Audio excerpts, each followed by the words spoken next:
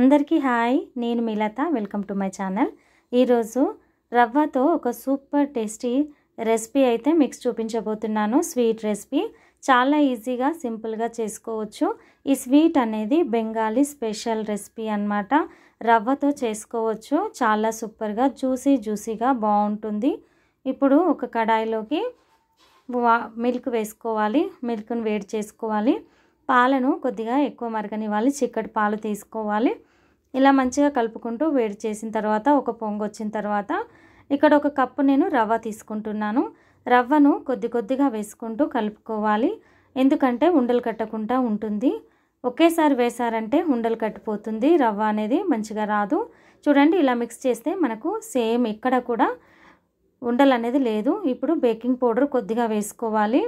ఇలా వేసుకున్న తర్వాత ఇలాచీ పౌడర్ కూడా కొద్దిగా వేసుకోవాలి. రెండు కూడా మంచిగా మిక్స్ చేసుకోవాలి. బాగా మిక్స్ చేసుకుంటుంటే మనకి ఇంకా కూడా గట్టిగా అయిపోతుంది. గీ కూడా వేసుకోవాలి. ఒక 2 టేబుల్ స్పూన్లు గీ వేసుకొని మళ్ళీ ఒకసారి కలుపుకోవాలి. కలుపుకొని చల్లారనివ్వాలి. మన చేతి పెట్టేంత వరకు చల్లారనివ్వాలి. ఇప్పుడు షుగర్ ఒక కప్పు, 2 కప్పులు షుగర్ తీసుకున్నాను. 2 కప్పులు వాటర్ వేస్తూ ఉన్నాను. 2 కప్పుల షుగర్కి 2 కప్పుల వాటర్ సరిపోతుంది. మనకు తీగపాకం అవసరం లేదు.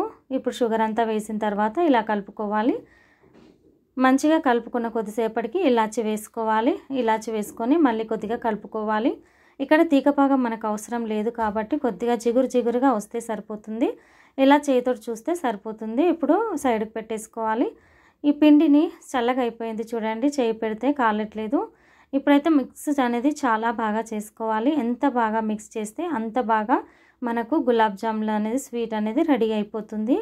ఇలా బాగా కలుపుకోవాలి అన్నమాట. కలుపుకుంటూ చేసేసుకుంటే ఈజీగా ఉంటుంది. చాలా స్మూత్గా జ్యూసీగా వస్తుంది. అలా రావాలి అంటే ఇలా చాలాసేపు మిక్స్ చేయాలి మనము. ఈ విధంగా చేసుకున్న తర్వాత నేనైతే ఈ షేప్లో చేస్తూ ఉన్నాను. మీకు కావాలంటే వేరే షేప్లో ట్రయాంగిల్ కూడా ఎలాగైనా చేసుకోవచ్చు. అన్నీ కూడా చేసి పెట్టేసుకోవాలి. చేసుకున్న తర్వాత ఆయిల్ వేడి చేసుకోవాలి. కడాయిలో వేడైన తర్వాత ఇవన్నీ కూడా ఒక్కొక్కటిగా వేసుకోవాలి. ఎక్కువగా వేసుకోకూడదు. తక్కువ వేసుకుంటూ ఫ్రై చేసుకోవాలి. ఆయిల్ అనేది మీడియంగా ఉండాలి. ఎక్కువ వేడవ్వకూడదు. అప్పుడు వేడైందంటే పైనంతా మాడిపోతుంది, లోపలంతా పచ్చిగా ఉంటుంది.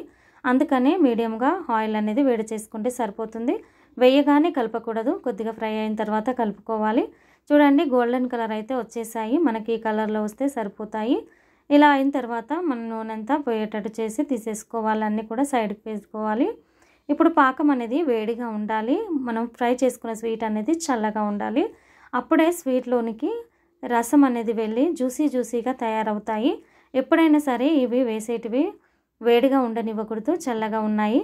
ఇప్పుడు పాకంలో వేసి ఒక 2 నిమిషాలు కిందికి మీదికి కలుపుకుంటూ తీసేసుకోవాలి. తక్కినవి కూడా మళ్ళీ వేసుకోవాలి. ఇప్పుడు చూడండి, ఇలా గార్నిష్ చేసుకోవాలి. మళ్ళీ కొద్దిగా నేను రసం అనేది వేస్తూ ఉన్నాను, సిరప్. ఇలా వేసిన తర్వాత చూడండి, జ్యూసీగా ఉండే స్వీట్ రెసిపీ మీకు చూపించబోతున్నాను. చాలా అంటే చాలా జ్యూసీగా ఉంది, చాలా టేస్టీగా ఉంది. మీరు కూడా తప్పకుండా ట్రై చేయండి. ఈ రెసిపీ మీకు నచ్చినట్లయితే ఎక్కడ కూడా స్కిప్ చేయకుండా చూడండి. లైక్ చేయండి, షేర్ చేయండి, సబ్స్క్రైబ్ చేయండి. కొత్త వాళ్ళు ఎవరైనా చూస్తున్నట్లయితే సబ్స్క్రైబ్ మర్చిపోవద్దు. Thank you friends. Thank you for watching. Like అయితే తప్పకుండా చేయండి ఫ్రెండ్స్. Thank you.